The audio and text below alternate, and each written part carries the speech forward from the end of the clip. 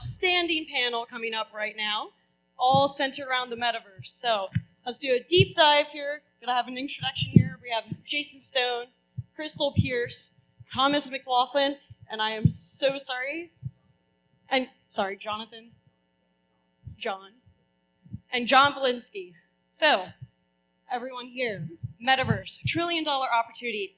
Could I get some type of explanation first as to what exactly is the Metaverse? I think that the Metaverse is any digital environment that you could see yourself spending time in. And I'm going to leave it broad because it's the verse. We're already giving it a shortened name. The verse, you in the verse. Okay, let me get like really existential kind of for a moment. I feel like we already are living in the metaverse. It's a metaverse made out of concrete. If you take the natural world, humans have already created an experience that is outside of the natural world. So the metaverse is an experience like that in the digital realm, right? It's an experience outside of the natural, real world, however we want to describe that. So we're becoming very meta. The metaverse is not just virtual reality, so it's not just dropping into the oasis, which the oasis is coming. There is already an NFT oasis that exists out there. But it's just the experience where we're layering on different aspects. We talked about Web3 and this additional secondary component that you add into your experience. That's the metaverse. It's the thing that we are creating and we're actively living in, but now people have an active role in the building out of it. In the metaverse, you can create your own structures. You don't have to be an architect, and you don't have to be an actual physical builder, and you don't have to use concrete, and you don't even have to know a line of code, but you can actually build your own virtual experience. So that's kind of the metaverse to me. And there are many metaverses. That's one thing I would say is we think of like the metaverse, just like we think of the blockchain. There are many blockchains. There is no such thing as the blockchain. There is the internet, but there is not the blockchain and there is not the metaverse. So you have options. So if you think of like Facebook's Meta as the metropolis centralized version, there are grassroots off-grid communities that exist out there. So you can go find many other places, spatial web, other places that you can interact in. The multiverse. That's pretty tough to follow up. Frankly, I'm still sort of confused in trying to understand the metaverse myself. The best way I'm kind of coming to terms with this is that we all interact online every day, and we're seeing kind of the emergence of NFTs, digital wallets. And so my understanding of this is not kind of this VR reality of people putting a headset on, going and living in a totally different world, but basically how we interact with each other on Telegram, how we're basically conducting financial transactions with each other on things like OpenSea. And so I'm still trying to sort through it myself. But from an investment perspective, you really can't disagree with what's happening kind of in the play-to-earn world right now and how that's basically revolutionizing jobs and financial opportunity for large parts of the world, which did not have access to jobs that could pay anywhere close to this much. So, yeah, that's broadly how I'm thinking about it. Yeah, that's great. So I think I have maybe a different framework for understanding the metaverse. And it starts with understanding this analog world. And I think if you take an incredibly reductionist approach to what we're doing right now, we just become data. We just become the sum of these data points. And the metaverse is the place where that data is abstracted and optimized. It's free of the encumbrances of this world. You don't have to struggle with gravity, finance, regulations. It's an abstraction that takes as an input our data, who we are. And that's sort of my framework for understanding the metaverse. So no, that's definitely an interesting, perspective that you bring to the table, is that we essentially are being, taken down and summarized as data points, like you said. So something that I think is going to be very interesting moving into the metaverse is what type of social implications is that going to have, and what effects are we going to see on society, right? Because right now with the pandemic, face it, we got isolated more than ever, and crypto is ultimately all about community. So twofold question, right? In which ways is the metaverse going to work to connect us? And which ways should we be wary of in ways that it could potentially cause a disconnect as well? I'm going to give an example of something that actually one of my companies did, which I think is a good example of this, but I think is kind of stupid at the same time. So I invested in, or I'm a co-founder of Nifty's, which just did the Matrix NFT drop. If anyone saw that, hopefully you got in. It was kind of a shit show, but a couple months ago they did their first Warner Brothers drop, and it was with the new Space Jam movie, and they had this idea for very cheap retail NFTs that were very easily attainable by even kids. So we're talking about like $10, $20 NFTs on Palm Network, which is a consensus L2 developed chain, basically gasless. And their idea was that they would target younger kids and get them to acquire these NFTs and then post them on Facebook and kind of gamify it by the number of likes or comments that different friends would put on you posting your NFT would then make it evolve. So they kind of gamified it in this way that I think that they meant well, but it was kind of like too derivative of reality, right? Like it just became a game of which, eighth grader could tell her friends to like her NFT more than the next girl. And then she got like the ultimate evolution of this Looney Tunes Space Jam thing. So I think that the concept was good about trying to leverage the real world social components to push forward these metaverse ideas, but it didn't really take.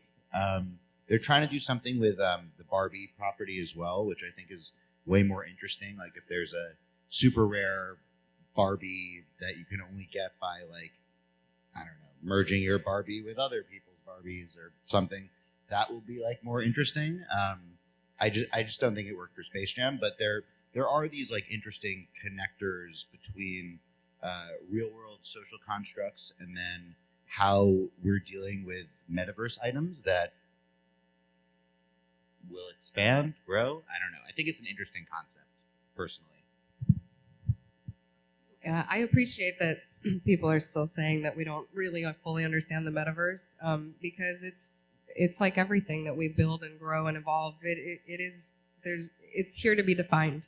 Currently, we're working on the Miss World NFTs. Miss World is here in Puerto Rico for the first time ever after 70 years. First time in Latin America. And we have been looking at NFTs. How do you create NFTs that people want to enjoy without making them just basic photos or cards or sports cards? Like, what is the interactivity? And we figured out after talking to Dolce & Gabbana and the team that did their NFTs, they spent $2 million creating digital clothes and a digital crown. And I thought that was crazy. And there's no way that anybody's going to buy it. And in day one, they did $6 million of sales. So we are currently working on creating the crown and the sash. And it turns out that people want that experience. So the question is, how are we connecting or disconnecting through the metaverse? Well, in this case, everybody who's a fan globally, and this is, 162 countries have now been involved. Today, we have 100 countries in Puerto Rico. The women are the ambassadors of their countries. That's 100 countries that want to wear that crown, want to play, want to be a part of it. And for a small NFT purchase, they can do that. And they can have that experience. So I think it's actually connecting us more to the brands we love, to the experiences we love, and giving accessibility. There's another project that happened, Charlie Cohen Clothing, where more people bought the t-shirt and the sweatshirt on the internet than they bought in the store. And the price is almost the same. So the NFTs, it's not a price barrier problem. It's the fact that people don't want to leave and go to the store, or the fact that they like their photo online with the shirt more than they like wearing it in public. So there's an interesting convergence, and I think I'm hopeful that it's connecting us more. Whereas the flat web disconnected us a little bit. There was sort of a dissonance and just this instant messenger experience where you have no identity. And anonymity existed very much in the first part of the internet world. And then we moved into having full identity with things like social media and Facebook kind of forcing us. That was like our KYC moment. But now I think we're creating who we are. We have an avatar. And I think the avatars are going to be more connected than the humans.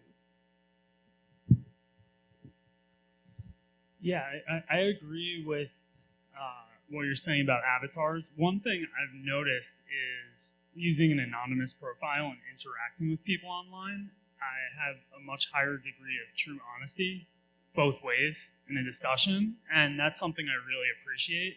I think when people attach their real name and identity and you work for this company in a conversation, there's all sorts of social stigmas and other attachments, and people are afraid to be very honest. The one project that really intrigued me this year, and I'm not anywhere near Jason in terms of NFT collecting, but was a project called Loot, and basically what they did was they took a black background and they listed 6 words on a card. And then what happened from there was everybody bought the cards, and a community of people around the world started building out various elements of it. So an exchange, people started building a game. And so if you kind of think about communities, when somebody puts something out there like that and you kind of see the webs of people around it building things in kind of the manner and the quickness that happened, that's very bullish to me. The downside of all of this, I don't think it's any different than traditional internet. It's, addiction, spending too much time on the computer, etc. So I don't think there's any necessarily like added negative to that, but yeah. Yeah, I'll pick up, I think, where you left off. I mean, firstly, I met you on the Metaverse, right? And so we're here together.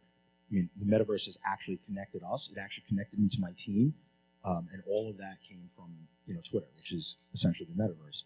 I think that we have a responsibility, in this room, to not be the kind of people who think that the Metaverse is going to have some horrible, nefarious impact on us. Throughout the ages, we've always believed that whatever we were doing was disconnecting us. My parents were like, get off the phone and go meet your friends outside. Then it was like, get off the computer, get off the video games. Now my kids are meeting their friends on video games. And so I think we have to take an optimistic view of it and say, look, qualitatively, markets will correct for this. If there is real damage being done, markets will correct. And in the short term, we can panic about all those things. But I think qualitatively, markets will correct, and they will find the path forward that connects us, because every piece of technology that has ever existed on this earth that has mattered whatsoever has existed to connect us, and we've used it to connect us. No, thank you so much, everyone, for those perspectives. So something interesting that was brought up was, the notion of avatars.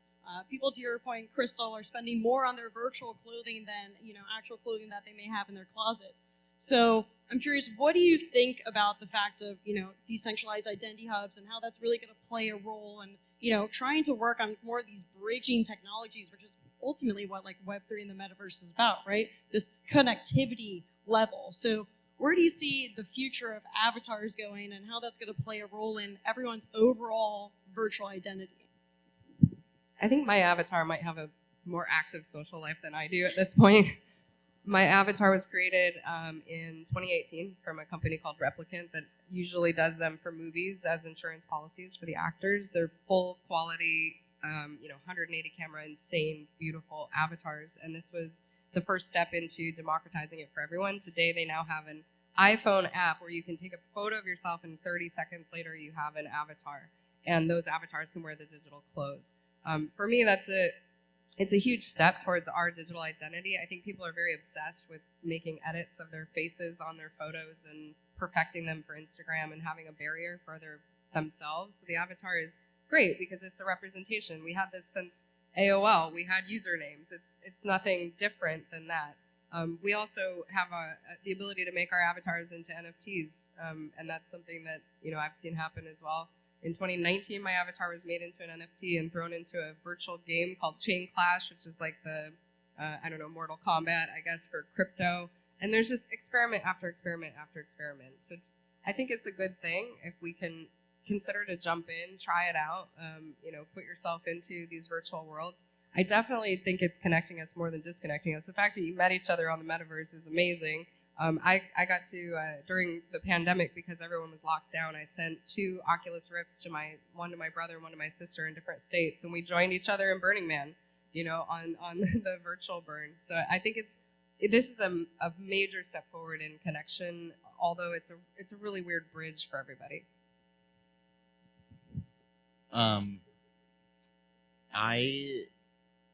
I think that just for everyone to think about avatars and like when people talk about avatars these days, they're normally talking about PFPs.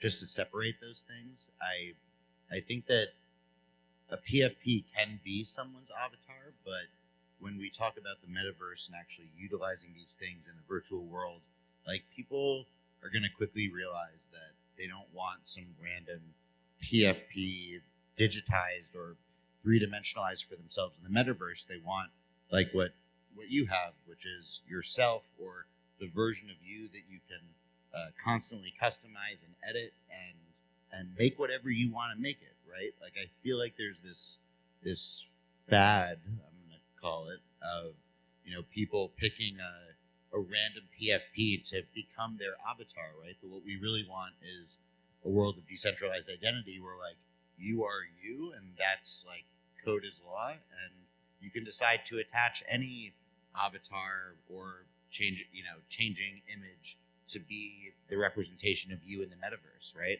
And then you having the ability to customize that and so on and so forth, I think is great. I think that the whole people using random NFT images as their avatars is like a great way for the world to leapfrog into getting comfortable with using a digital image to represent yourself. But I think it's gone a little far.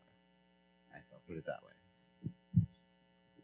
Yeah, so I think maybe it's kind of like my worldview. I'm mixed race, and Pedro said it best earlier. I'm 100% of my itinerant parts, and so if I'm in the metaverse, there's no way that I want to be one person or one avatar in the metaverse. There's probably very many versions of me in the metaverse. So I really look at it as this freedom for people to be sort of pieces of themselves tessellated across these different digital kind of constructs. And what's really exciting about that is if that's true, then the metaverse should be geometrically larger than this world. The citizens of the metaverse is orders of infinity larger than the world that we're living in now, which means that it's creating orders of infinity more data. It's more feedback. We're creating feedback loops that are pushing society forward. So far from like the dystopian construct of like what is going to happen to people on the metaverse, I think we're going to perfect ourselves in the metaverse by sheer virtue of the math, right? You just get that much more data. So we keep kind of talking here about the metaverse as if it's, singular. However, the reality is, you have Decentraland, you have Sandbox, you have so many different environments out there where you could actually create unique avatars, unique personas, like you said as well. So what are some of the projects that you guys are excited about? Looking at this as $1 trillion, industry, what is it that you foresee to be the future? And do you see any, perhaps even synergy between all of these somehow working together?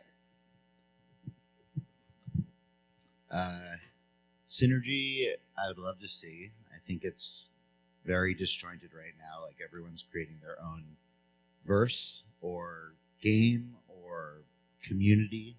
It'd be nice to see some crossover. I think we'll see that, or hopefully we'll see that in like video games with in-game items, like traditional video games coming into the NFT space. Not like Ubisoft did this week. That was horrible. But yeah, I think that there's a lot of opportunities for collaboration. I think that the first one that really needs to be conquered is, and I think you have experience in this, is like digital, like online gaming, like MMORPGs, where you can have an item, trade it to someone else, or have like digital gold, like the in-game currencies. To actually make those things into NFTs and then tradable, I think will create much greater social constructs around these games, and then create a model for other businesses and other kind of social environments to evolve from there. I just think that it's the most robust format for that to like come into the world right now.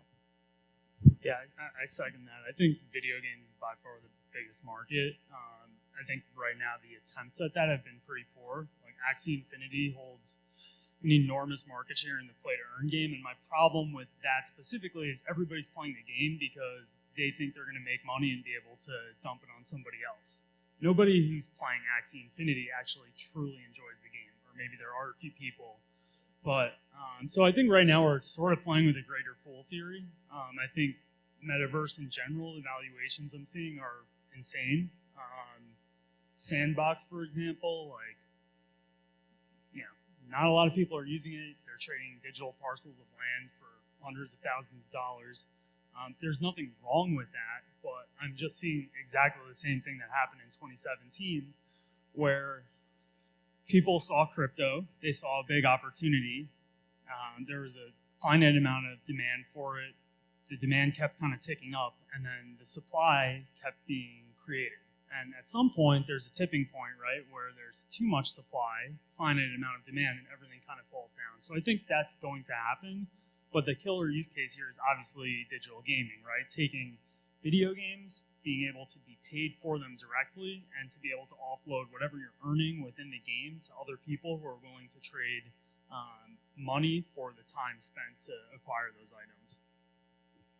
Do you think we'll get to portability? I really like the idea that we can port our assets in between the worlds, and I feel like maybe they aren't suitable for each game or for each place, but so far we buy the NFTs or we buy the assets, but we don't really have a place to share them socially. Yeah, I mean, I think there will be portability. What I'll say is, like, I bought one profile picture and I love it. It's a penguin with a wizard hat, and I put that everywhere. So I would consider that portability, right? Like, I have it on all my profiles. I really like it, but I understand your point where maybe the hard part about that is then you need every developer to like get on board with the same thing, right? And how is the revenue split then? So, yeah. Yeah, well, and it's sharing libraries, you know, and one of the things I really appreciate about the NFTs that I don't think that people really understand what's going on with some of the ones that, you know, just it's starting with CryptoKitties, like look like a very basic animal with a couple of attributes. Those attributes are on chain. The code is determining what comes up. The scarcity is determined by the randomness of the ability for you to get that code. Like, it's actually really deep, even though they seem like just a monkey or, you know, just an animal that is kind of ugly sometimes or random. The metasaurs are a really good one. They're just dinosaurs, but the attributes are all on chain, and those are all done by code. So if we could actually share the libraries between those platforms. I'm just interested in this because we're testing out building an NFT chat platform right now, since chat is moving into becoming an NFT chat platform. That's the first time I've ever said that publicly.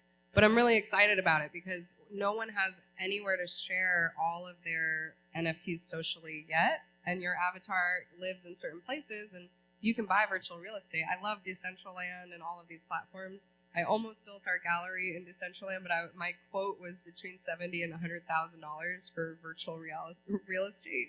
So I'm sitting with it. Maybe we'll do it. But I love the idea that we can, you know, for at least the assets that are sophisticated enough to have on-chain attributes, we can move them around. We can actually put them into different worlds. And I can't wait to see a CryptoKitty kind of running around Decentraland, you know, in a native way. So, Crystal, that's also a really great point that you brought up too, because I think, you know, to the common person, like everyone's hearing NFT, they go to look at it and they're like, what is this weird pixelated, you know, crypto head person, right? They don't actually understand that the beauty, the art of this is the coding that went behind that to create it. So to everyone here who's unfamiliar with what an NFT is, the art behind it really is the fact that somebody actually was able to code this image. It's not just like a generator thing from a JPEG, which granted that exists too. But that's really the art of it. So now also, you know, on the notion of NFTs typically have like a lot of specific use cases as well, right? So what are some of the use cases that you're seeing both for the real world, right, with an NFT, but also even in the virtual world? I'm really excited about NFTs showing provenance, meaning like wine could eventually have NFTs associated with it and have a full chain of custody. You really actually know where it comes from.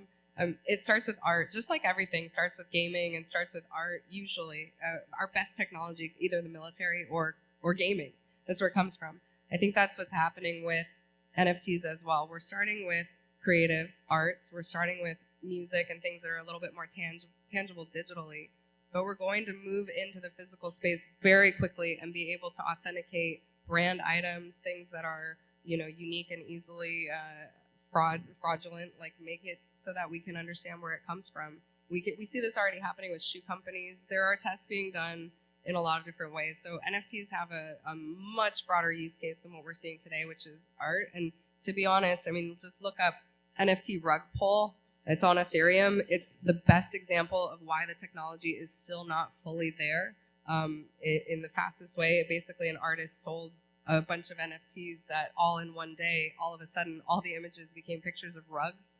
And everyone's like, what's going on? How is this possible? My NFT changed. Well, your NFT didn't change. You still have the ownership of the digital token. What you don't have is the JPEG that was sitting on a centralized server. And what he was proving was that if we don't use IPFS and we don't use the blockchain for the entire system of not only the token, but also the asset, then the asset really doesn't have the value. You can lose it if Amazon Web Services goes down. So we're still in the nascent early time period of NFTs, and we still don't have all the use cases baked, but I think it is coming, and it is going to be there, and it is a massive, massive thing that's happening for ownership, for authentication, and just in general, the digital signature.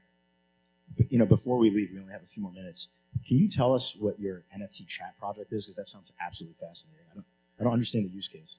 Thank you. Yeah, so SenseChat, made by Make Sense Labs. In 2017, we were the very first company to ever put messaging on the blockchain. At that time, we used Ethereum. We moved over to EOS in 2018. And we did the first ever peer-to-peer video and audio chat using blockchain technology with literally nothing in between. So we've been working on building encrypted and secure messaging products using blockchain. Security is not super sexy. So our adoption was still only about 100,000 people that still use it today.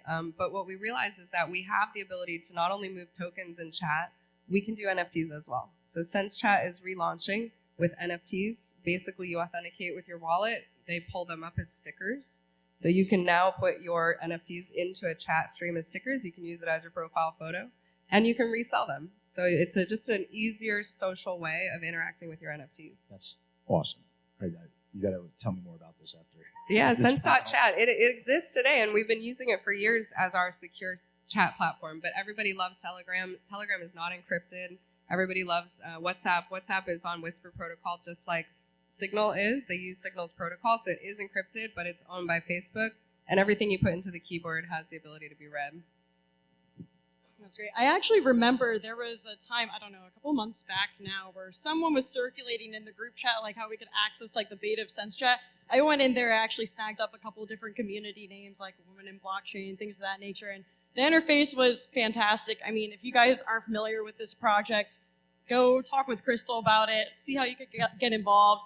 Do they still have access now to the beta that's available? Yeah, SenseChat is live. It's been out. We're actually more in emerging markets, so we're really big in places like Central America, Indonesia, places where people love earning crypto for doing actions. Like you're saying, sometimes they just go into the game to earn. You earn crypto for chatting, so SenseChat has always paid in crypto just for turning on the app every day, and that's how we secure the network. So I think that's another thing that's happening is that earning is so big. Play to earn games are definitely the way that we're going to see the biggest adoption happen. And you know a lot more about this than everybody up here. I don't know. I definitely don't think I know the most about everybody, but I do know that people like in Indonesia and Philippines, like I have friends who are employing hundreds of people to play Axie Infinity, who are making 10 times their wages, like doing actual labor in like half the time worked per day. So that's very powerful. That there are millions of people willing to play these games. Like I said, I think there's a loop that needs to be closed here where people are going to actually need to want to play the games and pay to do them. But we've seen that happen in so many other games like, World of Warcraft, numbers of others where people will go online in chat rooms, they'll buy the digital gold. So I don't think there's that true demand yet for the actual items in games yet, just because the games are not that good. But when that does happen, like we can look at the NFT market as a barometer, right? People probably spent billions of dollars of ETH that has since gone up, 5x this year. So there is a market for profile pictures. I would assume that carries over to in-game items. But yeah, on the other side of that, play to earn gaming is the one and only thing really in the metaverse that I think has the biggest market share. I think what we need is the transition from people building to the play to earn model and come back to looking at the traditional video games and how successful they've been, and then like replicating some play to earn mechanics. Because as Tom said, what is play to earn? It's someone willing to spend money on something that someone else took their time to get or to create. So it's the time to value equation, which is actually what makes sense in that world. And that's what doesn't really exist in the play to earn games. Like, people go in and play these things assuming that whatever they're going to get in exchange for playing is going to have some value. Whereas if you create a super successful video game franchise like Assassin's Creed or World of Warcraft, you end up having something where people, just because it's so much fun, they want to play that game. And in that game, there you have the items that people are willing to spend money on, you know? So those have the same play to earn dynamics. The traditional video game publishers haven't gotten there yet. So I think if we try and converge those worlds, there will be a lot more opportunity and a lot more growth in this space. It's kind of like mining. There's really no difference than mining, right? You're just mining in a different way. I mean, some people are using their compute power and some people are using their human power. You're just mining. It's the same thing. There's actually only one that I've ever seen. Hope maybe there's more, that gives away Bitcoin. You can actually like earn Bitcoin. It's a wallet, just a Bitcoin wallet called Bitcoin Libre, and Libre.org. Every day you spin to earn sats, and there's an entire reward system for sharing it to earn sats, and that's gotten a ton of traction in Central America. The Fold card has that as well, where you get daily spins too. It's pretty cool. But we are out of time now, so thank you all for teaching us, about NFTs, gamification, play to earn, avatars. There's really so much with the metaverse that, I hope that this at least opened your eyes and had everyone start to see the potentials. It's not going anywhere. So again, metaverse, $1 trillion opportunity. Thank you so much, panelists. Thank you.